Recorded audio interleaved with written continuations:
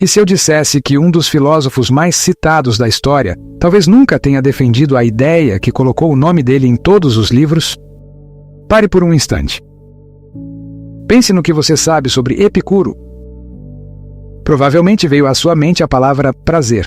Talvez a imagem de banquetes, taças de vinho, uma vida dedicada aos sentidos. O dicionário confirma: epicurista, pessoa que se entrega aos prazeres, especialmente os da mesa. Em inglês existe até uma palavra, epicure, para descrever alguém de paladar sofisticado, um gourmet, um apreciador de vinhos raros. Agora eu preciso te contar duas coisas. A primeira, o homem que deu origem a tudo isso vivia de pão, queijo e água.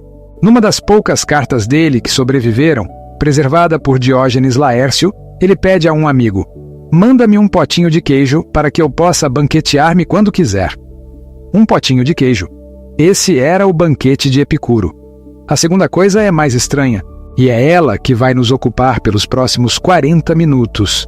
A doutrina mais famosa atribuída a Epicuro, aquela que aparece em praticamente todo o manual de filosofia, aquela que você talvez tenha estudado na escola, aquela que eu mesmo repeti durante anos, pode nunca ter sido formulada por ele.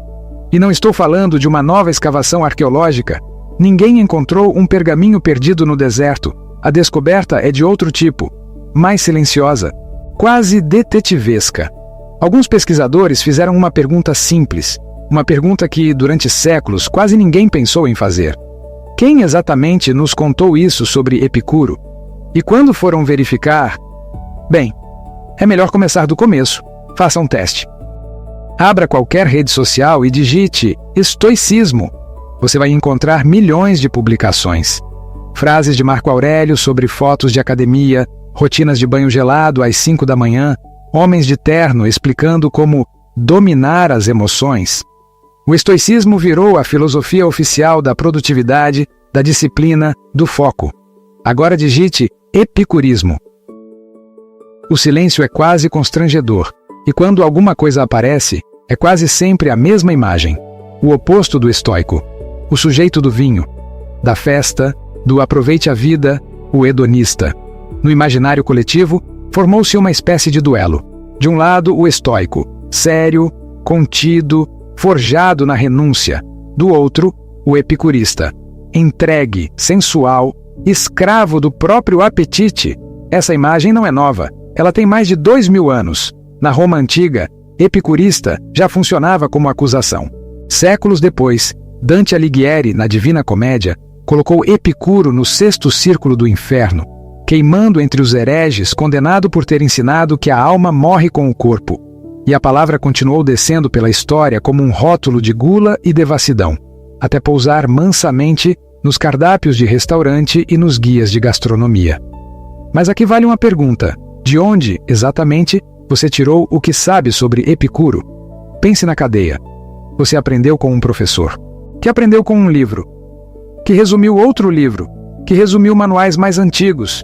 E lá atrás, na origem dessa longa corrente de resumos, existe uma surpresa, porque as caricaturas sobrevivem por um motivo simples. Elas cabem em uma frase. A filosofia não. E o caso de Epicuro talvez seja o exemplo mais extremo disso em toda a história do pensamento. Um homem transformado no contrário do que viveu. Uma doutrina lida durante 2 milênios principalmente pelos olhos de quem a combatia. Para entender como isso aconteceu, precisamos primeiro conhecer o homem de verdade, e ele não se parece em nada com o personagem. Agora vamos fazer uma viagem no Temo. O local é a ilha de Samos, no mar Egeu. Ano 341 a.C. Nasce ali, numa família de colonos atenienses, um menino chamado Epicuro. O pai era professor. A vida, modesta. Nada indicava que aquele nome atravessaria milênios. Epicuro cresce num mundo em colapso. Alexandre, o Grande, morre quando ele tem cerca de 18 anos, e o mundo grego mergulha em guerras entre generais. As antigas cidades-estado perdem autonomia. As certezas políticas desmoronam. É uma época de ansiedade coletiva, e curiosamente, é nesse cenário que nascem as grandes filosofias da vida interior: o estoicismo, o ceticismo e o epicurismo. Por volta dos seus 35 anos, depois de ensinar em algumas cidades do Egeu, Epicuro chega a Atenas e faz algo simples, quase banal, que se tornaria um símbolo. Ele compra um jardim. Não uma academia de mármore, não um pórtico no centro da cidade como o dos estoicos. Um jardim com uma horta nos arredores.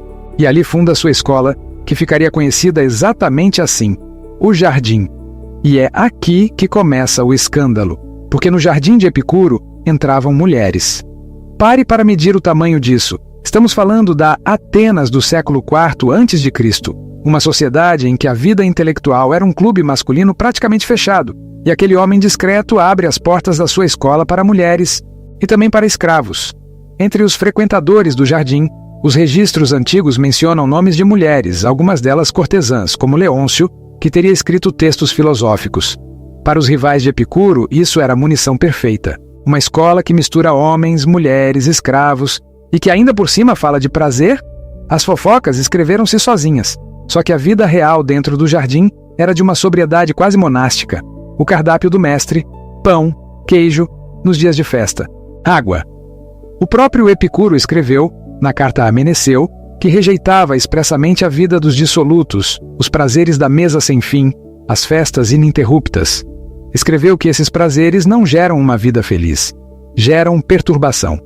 O lema que a tradição atribui a ele resume tudo: vive oculto. Longe da política, longe da fama, longe da disputa, uma vida pequena entre amigos com o suficiente. E há um último detalhe sobre esse homem, talvez o mais importante de todos. Epicuro passou os últimos anos da vida doente. Cálculos renais, uma das dores mais violentas que um ser humano pode experimentar, ainda hoje com anestésicos. Imagine no ano 270 a.C. No último dia de sua vida, em meio a essas dores, ele ditou uma carta a um amigo, Idomeneu. E nessa carta ele escreveu algo que eu vou pedir que você guarde. Nós vamos voltar a ela mais tarde, num momento decisivo desta história. Ele escreveu, em resumo, o seguinte: que aquele era para ele um dia feliz, que as dores do corpo eram tão grandes que nada poderia aumentá-las, mas que, contra todas elas, ele colocava a alegria da alma ao lembrar das conversas que tiveram. Um homem morrendo em agonia, que se declara feliz pela lembrança de uma conversa. Guarde essa carta, porque ela vai reaparecer, e quando reaparecer, vai abrir uma rachadura no retrato oficial de Epicuro que 2000 anos de manuais construíram. Mas antes, precisamos responder a uma pergunta óbvia. Se Epicuro escreveu tanto, por que existe tanta confusão sobre o que ele pensava? A resposta envolve uma biblioteca inteira que desapareceu. Uma das maiores perdas de textos da história da humanidade. Diógenes Laércio, um biógrafo da antiguidade, nos conta que Epicuro foi um dos autores mais prolíficos do mundo grego. Cerca de 300 rolos de escrita, 300, tratados sobre a natureza, sobre os átomos, sobre os deuses, sobre o amor, sobre a justiça, sobre a música. Uma obra monumental, construída ao longo de décadas. Quer saber quanto sobreviveu? 3 cartas, 2 coleções de máximas, e fragmentos, frases soltas citadas por outros autores. É como se, de toda a obra de um grande escritor, restassem 3 e-mails e uma página de citações. De um lado, o acaso foi cruel. De outro, foi irônico. Porque parte do que sabemos sobre o epicurismo sobreviveu, debaixo de um vulcão. Na cidade de Herculano, vizinha de Pompeia, a erupção do Vesúvio soterrou uma biblioteca inteira de rolos epicuristas. O calor carbonizou os papiros e, justamente por isso, os preservou. Até hoje, cientistas tentam ler aqueles cilindros de carvão com tecnologias de imagem. E existe ainda uma terceira via de sobrevivência, que parece roteiro de cinema. Um poeta romano chamado Lucrécio, apaixonado pela doutrina de Epicuro, escreveu no século I a.C. um longo poema chamado Da Natureza das Coisas, de Rerum Natura. 6 livros expondo em versos toda a física e a visão de mundo epicurista.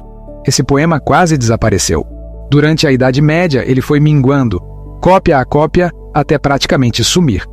No inverno de 1417, um caçador de manuscritos italiano chamado Poggio Bracciolini encontrou na biblioteca de um mosteiro alemão um dos últimos exemplares. Mandou copiá-lo, e aquela cópia reacendeu o interesse pelo epicurismo na Europa, influenciando a ciência moderna que estava por nascer, por um fio. A voz de Lucrécio chegou até nós por um fio. Agora, some tudo isso e veja o quadro, do próprio Epicuro, 3 cartas e máximas, de um discípulo apaixonado, um poema salvo por acaso, e o resto, O resto do que sabemos sobre Epicuro vem, em grande parte, dos adversários dele. Cícero, o grande orador romano, escreveu longamente sobre o epicurismo para refutá-lo. Plutarco, filósofo platônico, escreveu um tratado cujo título já entrega o espírito: Não é possível viver com prazer segundo Epicuro. E Diógenes Laércio, o biógrafo, compilou sua obra cerca de 500 anos depois da morte de Epicuro, costurando fontes de segunda e terceira mão. Pense no que isso significa. É como tentar reconstituir um processo judicial em que quase todos os autos se perderam, e o que restou foram, sobretudo, as peças da acusação. Ou como tentar conhecer uma pessoa apenas pelo que os rivais dela disseram. Você confiaria nesse retrato? Pois é exatamente esse retrato que os manuais de filosofia reproduzem há séculos. Inclusive, e agora chegamos ao coração da nossa história, na doutrina mais famosa de todas, a célebre divisão dos prazeres. Abra qualquer manual de filosofia no capítulo sobre Epicuro. Praticamente todos começam do mesmo jeito. Dizem que para Epicuro existem dois tipos de prazer. O primeiro tipo, o prazer em movimento. Os estudiosos chamam de prazer cinético, da mesma raiz de cinema, imagem em movimento. É fácil entender com exemplos. Você está com muita sede num dia quente, pega um copo de água gelada e bebe. Aquela sensação, gole a gole, da água descendo, do corpo se refrescando, isso seria o prazer cinético. Um prazer que acontece enquanto algo está mudando em você. O primeiro gole de café de manhã, entrar num ambiente com ar-condicionado depois de atravessar a rua no sol de janeiro. A primeira mordida na pizza quando você está realmente com fome. O momento em que você deita na cama depois de um dia exaustivo e sente o corpo afundar no colchão. Prazeres em movimento, intensos, vivos e passageiros. O segundo tipo seria diferente, o prazer catastemático ou estático. O prazer em repouso. Não é a sensação de beber a água, é o estado de quem já bebeu, a sede saciada, o corpo em equilíbrio. Nada doendo, nada faltando, nada incomodando. Os gregos tinham nomes para isso: aponia, a ausência de dor no corpo, e ataraxia, a ausência de perturbação na alma. Uma serenidade estável, sem picos, sem quedas. E aqui vem o ponto central da doutrina dos manuais. Epicuro teria dito que o prazer supremo, o objetivo final da vida, é o segundo tipo, o prazer estático, a ausência de dor e de perturbação. Os prazeres em movimento, o café, a pizza, a música, seriam apenas variações, enfeites, coisas que colorem a vida, mas que não aumentam a felicidade de quem já atingiu a serenidade. Reconheceu? É o Epicuro das aulas, dos resumos, dos vídeos de filosofia. E convenhamos, é uma doutrina elegante. Explica por que Epicuro vivia de pão e água. Explica o jardim, a vida recolhida, a moderação. Tudo se encaixa. Até aqui parece simples. Talvez até bonito. Mas existe um problema. Na verdade, existem vários, e eles são graves. Porque quando você aproxima a lupa dessa doutrina tão bem acabada, ela começa a rachar. Vamos com calma. Uma rachadura de cada vez. Primeira rachadura, uma contradição interna. Entre os textos que sobreviveram do próprio Epicuro, existe uma coleção chamada Máximas Capitais. E a máxima de número 3 diz, em tradução direta: onde está o prazer, durante o tempo em que está presente, não há dor nem sofrimento. Ou seja, para Epicuro, prazer e dor não coexistem. Onde um entra, o outro sai. Agora pense no exemplo clássico do prazer cinético. Comer com fome. Se o prazer de comer acontece enquanto você ainda está com fome, então prazer e dor estão acontecendo ao mesmo tempo. A dor da fome ainda não passou, e o prazer da comida já começou. Mas o próprio Epicuro escreveu que isso é impossível. Estranho, não é? A doutrina oficial contradiz uma das máximas mais conhecidas do próprio autor. Segunda rachadura, um problema de linguagem. Por que chamar a ausência de dor de prazer? Essa pergunta não é minha, ela é do próprio Cícero, a principal fonte da divisão dos prazeres. No mesmo livro em que apresenta a doutrina, Cícero reclama dela. Diz, em essência, ou Epicuro não sabe o que é prazer, ou o resto da humanidade inteira não sabe. Porque todo mundo entende por prazer aquela sensação positiva, doce, que estimula os sentidos. Ninguém chama de prazer o simples fato de nada estar doendo. Pense com seus próprios exemplos. Neste exato momento, provavelmente, o seu pé esquerdo não está doendo. Você chamaria isso de prazer? Você diria: nossa, que prazer imenso estou sentindo no meu pé esquerdo que não dói? Soa absurdo. E os críticos antigos perceberam esse absurdo. Se Epicuro queria falar de um estado neutro, sem dor e sem estímulo, por que não usar uma palavra neutra, como os outros filósofos faziam? Por que insistir na palavra prazer, pagando o preço de 2000 anos de mal-entendidos? Alguns estudiosos modernos tentaram explicar isso com psicologia. Epicuro seria um otimista incorrigível que enxergava o copo sempre cheio, mas convenhamos, é uma explicação frágil. Epicuro construiu uma escola que durou séculos e atraiu multidões. Uma filosofia não conquista o mundo antigo, apelando apenas para pessoas de bom humor. Terceira rachadura, e essa é desconcertante. Existe uma frase de Epicuro, citada tanto por Cícero quanto por outras fontes, tirada de um livro dele chamado Sobre o Fim. A frase diz, em resumo: não consigo conceber o bem se retiro os prazeres do paladar, se retiro os prazeres do amor, os dos sons, os das belas formas. Leia de novo. O filósofo do prazer estático, da serenidade sem estímulos, do pão com água, dizendo que não consegue sequer conceber o bem sem os prazeres dos sentidos? Comida, sexo, música, beleza visual. Se a doutrina dos manuais estiver certa, essa frase é um escândalo. O próprio Cícero a usa exatamente assim, como prova de que Epicuro se contradizia. Ora colocava o bem supremo na ausência de dor, ora nos prazeres mais sensoriais que existem. E a quarta rachadura? A quarta rachadura é aquela carta, lembra? A carta do leito de morte. Eu pedi para você guardar. Epicuro, morrendo em dores extremas, escreve que aquele é um dia feliz, porque a alegria da alma, ao lembrar das conversas com os amigos, se sobrepõe a toda a dor do corpo. Agora pense dentro do sistema dos manuais. A alegria da alma é um prazer ativo, vivo, em movimento. Os próprios doxógrafos antigos classificam a alegria como prazer cinético. E a dor física extrema é exatamente o oposto da aponia, a ausência de dor. Ou seja, no momento mais decisivo da vida, a própria morte, Epicuro estaria dizendo que um prazer cinético vale mais do que a ausência de dor. O prazer inferior vencendo o prazer supremo. O enfeite valendo mais que o essencial. Nada fecha. A doutrina que parecia elegante está cheia de contradições. E olha que interessante. Os estudiosos passaram séculos tentando resolver essas contradições. Criaram interpretações engenhosas, subdividiram conceitos, imaginaram que o prazer de comer aconteceria no paladar, enquanto a dor da fome ficaria no estômago, remendos sobre remendos, até que alguns pesquisadores pararam, respiraram e fizeram outra pergunta, uma pergunta anterior a todas as outras. E se o problema não estiver em Epicuro?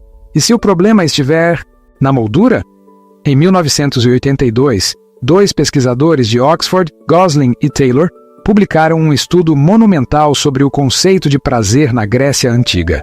E no meio dele, levantaram uma suspeita herética. E se a famosa divisão dos prazeres nunca tivesse sido feita por Epicuro?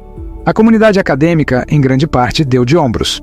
Quase 20 anos depois, em 2001, um filólogo chamado Boris Nikolsky retomou essa suspeita num artigo publicado na revista Phronesis, uma das mais respeitadas do mundo em filosofia antiga, e levou a investigação até o fim. O método dele é de uma simplicidade desarmante. É quase trabalho de detetive. Antes de perguntar o que Epicuro quis dizer, Nikolsky pergunta: quem está falando? Quais testemunhas mencionam a divisão dos prazeres e quais não mencionam? Vamos fazer a auditoria juntos. Testemunha número 1. O próprio Epicuro. Nas 3 cartas que sobreviveram, nas máximas capitais, nas sentenças vaticanas. A divisão dos prazeres em 2 tipos, apresentada como classificação, simplesmente não aparece. Existe uma única frase, citada por Diógenes Laércio, que parece mencioná-la, e nós vamos olhar para ela com lupa daqui a pouco, porque ela é o coração do mistério. Testemunha número 2. Lucrécio. O poeta apaixonado, o discípulo devoto. 6 livros. Milhares de versos. Uma exposição completa da doutrina, escrita para converter os romanos ao epicurismo. Nem uma linha dividindo os prazeres em cinéticos e estáticos. Pare e pense no que isso significa. É como encontrar o manual completo de um carro, escrito pelo maior fã da marca, sem nenhuma menção àquela que seria a característica mais famosa do motor. Se a divisão dos prazeres fosse o coração da ética de Epicuro, como ela não aparece no maior monumento epicurista que sobreviveu? Testemunha número 3. Plutarco. E essa testemunha é preciosa justamente porque era hostil. Plutarco escreveu contra Epicuro, procurou cada fraqueza, explorou cada flanco. Se a doutrina oficial epicurista dividisse os prazeres em 2 tipos, com todas aquelas contradições que vimos, Plutarco teria feito a festa. Mas quando Plutarco descreve o que os epicuristas diziam sobre o prazer, a divisão, de novo, não aparece como classificação. Pelo contrário, como veremos, o que ele descreve aponta em outra direção. Então, quem menciona a divisão? 3 fontes: Cícero, Diógenes Laércio e um erudito chamado Ateneu, um romano que escrevia para refutar Epicuro, um compilador que escrevia 500 anos depois, e um colecionador de citações de banquetes. E aqui, Nikolsky encontra algo notável. Essas 3 fontes não são independentes. Elas parecem beber da mesma água, repetem a mesma citação de Epicuro cortada no mesmo ponto. Organizam a exposição da ética epicurista na mesma sequência de tópicos. Comparam Epicuro com a mesma escola rival, nos mesmos termos. É como perceber que 3 testemunhas de um caso decoraram o mesmo depoimento. Elas não viram o fato, elas leram o mesmo relatório. E de quem era esse relatório? Calma, antes de revelar o autor, precisamos fazer justiça a Epicuro. Precisamos ler o que ele realmente escreveu, com os próprios olhos, sem a moldura dos manuais. Porque quando você faz isso, uma outra filosofia aparece. E ela é muito mais interessante. Para entender o Epicuro dos fragmentos, precisamos primeiro entender uma ideia que os gregos discutiam havia gerações. O que é fisicamente o prazer? A resposta mais aceita era: o prazer é uma restauração. Funciona assim. Seu organismo tem um estado natural, um estado de equilíbrio. Quando algo te tira desse estado, a fome, a sede, o frio, uma lesão, você sente dor. Quando algo te devolve a esse estado, você sente prazer. Você conhece isso na pele, a dor de cabeça que finalmente passa, o silêncio depois de horas num ambiente barulhento, o agasalho num dia de frio, o alívio de tirar o sapato apertado no fim do dia. O prazer, diziam os gregos, mora nesse caminho de volta. Platão descreveu isso no Timeu. O processo violento que nos tira do estado natural é doloroso. O retorno ao estado natural é prazeroso. Lucrécio, o poeta epicurista, dá a essa ideia uma imagem atômica belíssima. Quando os átomos do corpo são forçados para fora dos seus lugares, sentimos dor. Quando retornam aos seus lugares, nasce o prazer suave. É assim, aliás, que ele explica por que um átomo isolado não sente nada. Não há nada dentro dele para ser desarrumado ou rearrumado. Até aqui, Epicuro concorda com a tradição. Mas agora vem o lance genial. E é aqui que tudo muda. Platão e seus herdeiros da academia usavam essa teoria como uma arma contra o hedonismo. O argumento deles era elegante e cruel. Se o prazer é o processo de restauração, diziam, então o prazer é sempre um meio, nunca um fim. Você bebe para chegar ao estado de não ter mais sede. O objetivo é o estado final, e o estado final para eles era neutro, sem dor e sem prazer. Logo concluíam, o prazer não pode ser o bem supremo. E pior, quem vive para o prazer está condenado a uma tortura sem fim. Platão usou uma imagem terrível. É como passar a vida enchendo tonéis furados. Você precisa criar a sede para sentir o prazer de saciá-la. Precisa da falta para sentir o alívio. O hedonista, no fundo, precisa sofrer para poder gozar. Reconheceu essa imagem? Ela é a descrição perfeita de uma certa vida contemporânea. O ciclo do desejo. Querer, obter, enjoar, querer de novo. A esteira que nunca para. Epicuro conhecia esse argumento, e a resposta dele, na leitura que Nikolsky propõe, foi de uma astúcia extraordinária. Epicuro faz um movimento simples. Ele se recusa a separar o processo do resultado. O prazer para ele não é só o caminho de volta ao estado natural. É o caminho e a chegada. É beber a água e é estar saciado. É se aquecer e é estar aquecido. E há uma pista linguística fascinante aqui. Os filósofos da academia usavam a palavra catástasis para o processo de restauração. Epicuro cunha um termo próprio, deliberadamente diferente. Catástema, o estado alcançado. A mesma raiz, mas apontando para o resultado. Como se ele dissesse, vocês ficam com o caminho, eu fico com o caminho e com a casa. Agora, atenção, porque este é o ponto que os séculos embaralharam. Esse estado de chegada não é neutro, não é um vazio, não é a ausência de tudo. Epicuro descreve esse estado numa das sentenças vaticanas, a de número 21, com 3 exemplos: não ter fome, não ter sede, não ter frio. E acrescenta: quem tem isso e espera continuar tendo, pode rivalizar em felicidade com o próprio Zeus. À primeira vista, parece a descrição de um estado neutro, mas olhe de perto como Nikolsky olhou. O que significa concretamente não ter frio? Significa estar aquecido, sentir o calor do agasalho, do sol na pele, do ambiente abrigado. Não é um nada, é uma sensação positiva, produzida por algo que age sobre você agora. O que significa não ter fome? Significa estar alimentado, nutrido, com o corpo sustentado por aquilo que você comeu. O alimento continua agindo em você. Na física de Epicuro, o bom estado do corpo não é uma foto parada. É um estado sustentado, mantido, alimentado, continuamente produzido pelo contato com o mundo. Um equilíbrio vivo, como uma chama que só existe enquanto é alimentada. E Lucrécio confirma isso num detalhe quase escondido que Nikolsky resgata. Falando do prazer de comer, o poeta observa: enquanto o sabor está na boca, há prazer no paladar. Quando o alimento desce para o estômago, nulla voluptas, nenhum prazer resta no paladar.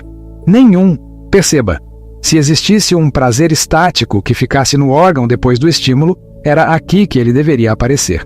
Mas Lucrécio diz o contrário. Cessou o contato, cessou o prazer. Prazer para um epicurista é sempre efeito de um encontro entre você e o mundo. Mas espera, você pode estar pensando, e a famosa ausência de dor, a aponia, ela não era o prazer supremo? Essa é a pergunta certa. E a resposta de Nikolsky é talvez a parte mais elegante de todo o artigo. A ausência de dor não é um tipo de prazer, é a medida do prazer. Deixa eu explicar com um copo de água, porque, curiosamente, é assim que o próprio Epicuro explica.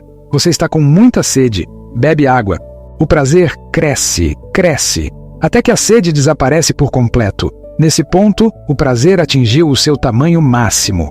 Acabou a dor, acabou a falta, o prazer está inteiro. E o que acontece se, em vez de água, for um vinho raríssimo ou o suco mais caro do mundo? Segundo Epicuro, nada de essencial. Máxima capital. 18. O prazer na carne não aumenta depois que a dor da falta foi removida, apenas varia. Muda o sabor, muda a cor, muda o cenário. Mas não fica maior. Ele escreve na carta a Meneceu: os alimentos simples trazem um prazer igual ao de uma mesa luxuosa, uma vez removida a dor da falta. E pão e água produzem o prazer mais alto quando levados a lábios famintos. Lucrécio traduz em imagem: a febre não sai mais rápido do corpo de quem se deita em tapetes bordados de púrpura do que do corpo de quem se deita num pano simples. Sente o que isso faz com a nossa pergunta inicial? A ausência de dor não é um segundo tipo de prazer, pálido e vazio, oposto aos prazeres vivos dos sentidos. Ela é o critério que diz quando qualquer prazer está completo. É a régua, não uma segunda mercadoria. E, de repente, as rachaduras somem. A contradição da fome desaparece, porque Epicuro nunca dividiu o prazer de comer em duas metades brigando entre si.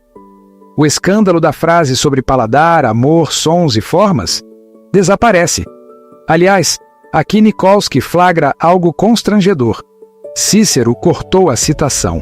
No texto completo, que o próprio Cícero transcreve em outra obra, Epicuro conclui dizendo que valoriza esses prazeres dos sentidos porque é através deles que a natureza fica livre da dor. Ou seja, no original, prazeres sensoriais e ausência de dor não são dois times adversários. São a mesma coisa vista de dois ângulos. A frase só vira contradição depois da tesoura. E a frase citada por Diógenes Laércio, aquela única frase do próprio Epicuro que parecia provar a divisão, ela diz: ataraxia e aponia são prazeres catastemáticos. A alegria e o contentamento se veem em movimento, em atividade. Nikolsky propõe lermos essa frase sem a moldura da classificação. E aí ela revela outra coisa. Não dois tipos de prazer, mas dois aspectos de todo prazer. O lado passivo, o estado do corpo e da mente. E o lado ativo, a resposta da alma, a alegria que sobe. Pense num abraço de alguém querido. Existe o estado, o calor, o corpo acolhido, a segurança. E existe a resposta, a alegria que se espalha por dentro. São dois aspectos. Mas ninguém diria que você recebeu 2 abraços. Se Nikolsky estiver certo, e note que estou dizendo se, porque isso é uma hipótese acadêmica, forte, mas hipótese, então o prazer para Epicuro é uma coisa só, um único fenômeno, o encontro harmonioso entre você e o mundo que sustenta o corpo no seu estado natural e desperta a alegria da alma. Movimento, ausência de dor, bom estado do corpo, alegria. Não são 4 coisas, são 4 descrições do mesmo acontecimento, como a mesma chuva pode ser descrita pelo meteorologista, pelo som no telhado e pelo cheiro de terra molhada. Mas então, se Epicuro nunca dividiu os prazeres, quem dividiu? E por quê? É aqui que começa o verdadeiro mistério, e a resposta tem nome, escola e endereço. Volte comigo às 3 testemunhas: Cícero, Diógenes Laércio, Ateneu. Nikolsky percebe um padrão. Todas as 3 mencionam a divisão dos prazeres na mesma situação. Quando estão comparando Epicuro com outra escola hedonista, a dos cirenaicos. Os cirenaicos eram os hedonistas clássicos, digamos assim. Para eles, o prazer que vale é o prazer vivo, presente, em movimento, a sensação intensa do agora. E aí existe um documento-chave. No século II a.C., um filósofo chamado Carneades, diretor da Academia, a escola fundada por Platão, criou uma espécie de mapa de todas as doutrinas éticas existentes. Os estudiosos chamam esse mapa de Divisio Carneadeia, a divisão de Carneades. Era para todos os efeitos uma ferramenta de sala de aula. Um quadro comparativo, uma tabela. De um lado, quem define o bem supremo como prazer em movimento, os cirenaicos. De outro, quem define o bem supremo como ausência de dor, um filósofo chamado Jerônimo de Rhodes. E no meio, para fechar a tabela com elegância, Epicuro, classificado como a síntese dos dois. O filósofo que teria aceitado os 2 tipos de prazer, o prazer em movimento e o prazer em repouso. Percebeu o que aconteceu? A divisão dos prazeres não nasceu como uma doutrina de Epicuro. Nasceu como uma linha numa tabela comparativa, feita por uma escola rival, décadas depois da morte dele. Para fins didáticos. Epicuro falava do prazer como movimento, descrevendo a física do fenômeno, e falava do prazer como ausência de dor, descrevendo o seu limite, a sua medida. 2 descrições do mesmo fenômeno, mas vistas de fora, por um classificador com pressa de organizar as escolas em categorias, pareciam 2 caixinhas, e em 2 caixinhas, Epicuro foi arquivado. Cícero, um século depois, estudou com um professor chamado Antíoco de Ascalon, herdeiro direto dessa tradição da academia, que usava a tabela de Carneades o tempo todo. Quando Cícero escreveu seus diálogos sobre o bem supremo, expôs o epicurismo através dessa moldura. E Nikolsky mostra que a exposição de Diógenes Laércio segue a mesma sequência de tópicos, ponto por ponto, da mesma tradição doxográfica. Até a citação de Epicuro, cortada no mesmo lugar, em Cícero e em Ateneu, denuncia a fonte comum, 3 testemunhas, um único relatório por trás. E agora meça comigo o tamanho da ironia. O quadro comparativo de um adversário, uma simplificação pedagógica, uma caricatura de sala de aula, sobreviveu à destruição dos textos originais. E, órfão do original, o resumo virou a verdade. A tabela virou o filósofo. Durante 2000 anos, lemos Epicuro pelos olhos de quem o arquivou. Estudamos a ficha achando que era o rosto. Pare por um instante. Pense nisso, porque essa história é maior do que Epicuro. Quantas outras ideias que, todo mundo sabe, são na verdade o resumo hostil de um rival que sobreviveu por acaso? Quantos autores você conhece apenas pela resenha de quem os detestava? Quantas pessoas, talvez pessoas da sua vida, você conhece principalmente pela versão de quem as julgou? Guarde essa pergunta. Ela é o destino final da nossa viagem. Mas antes, precisamos acertar as contas com o outro lado da caricatura. Os estoicos. Lembra do duelo do início? O estoico do banho gelado contra o epicurista da taça de vinho? A esta altura, você já desconfia. Se a caricatura de Epicuro é falsa, a rivalidade também deve ser. E é. Estoicos e epicuristas discordavam, claro.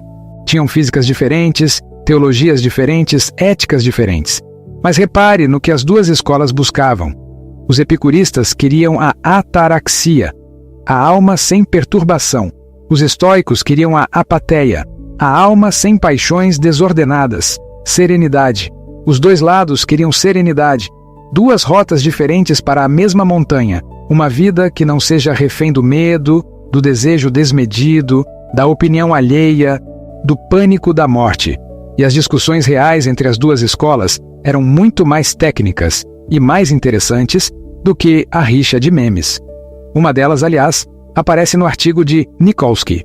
Os estoicos diziam: o primeiro impulso de todo ser vivo não é buscar prazer, é preservar a própria natureza. O prazer é só uma consequência que vem junto. E os epicuristas respondiam na prática: mas manter-se no estado natural é exatamente o que chamamos de prazer. Percebeu a finura? Não é uma briga entre o monge e o festeiro. É um debate sobre o significado de uma palavra, travado por duas escolas que concordavam em muito mais do que admitiriam. As caricaturas, o estoico de pedra, o epicurista de festa, sobrevivem porque cabem numa frase. A filosofia não cabe, e é por isso que ela liberta. Muito bem. Respire. Nós começamos com um gourmet imaginário. Encontramos um homem de pão e queijo, desmontamos uma doutrina de manual e descobrimos que ela talvez tenha sido escrita não por Epicuro, mas pela tabela de um rival. Agora deixa eu te mostrar por que isso não é só uma curiosidade para historiadores. Se a leitura de Nikolsky estiver certa, o Epicuro real não prega nem a orgia, nem a anestesia, nem o acúmulo infinito de sensações, a caricatura antiga, nem o desligamento do mundo, a serenidade vazia de quem não sente nada, a caricatura dos manuais. O que os fragmentos descrevem é uma terceira coisa: o prazer como o encontro harmonioso entre você e o mundo. Um estado vivo, sustentado por coisas simples, comida, água, abrigo, amizade, conversa e coroado pela alegria de percebê-lo. E com uma tese no centro, escandalosamente atual: o prazer tem um limite, e o limite é alcançável hoje, por qualquer pessoa. Quando a dor da falta desaparece, o prazer está completo. Daí em diante, tudo o que o dinheiro compra não aumenta o prazer, apenas varia. Agora olhe em volta.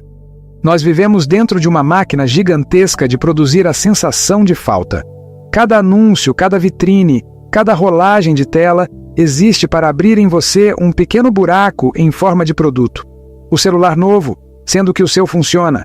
O carro novo, sendo que o seu anda. A vida dos outros, editada, desfilando na sua mão, cochichando. Está faltando algo. É o tonel furado de Platão, agora com frete grátis.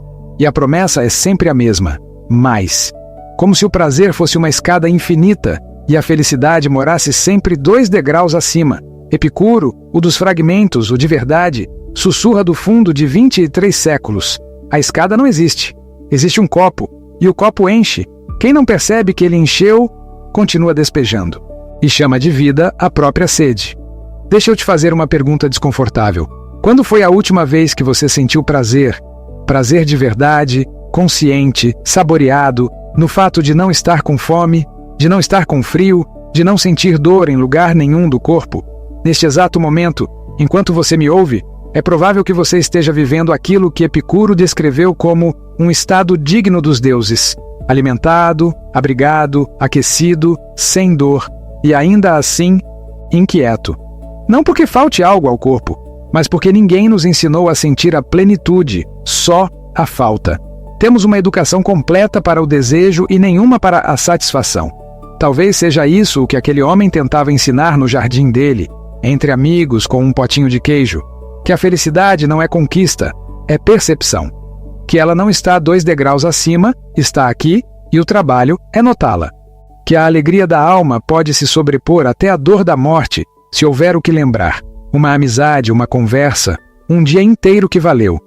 E talvez a lição mais profunda desta história nem seja sobre prazer, seja sobre versões. Um homem viveu.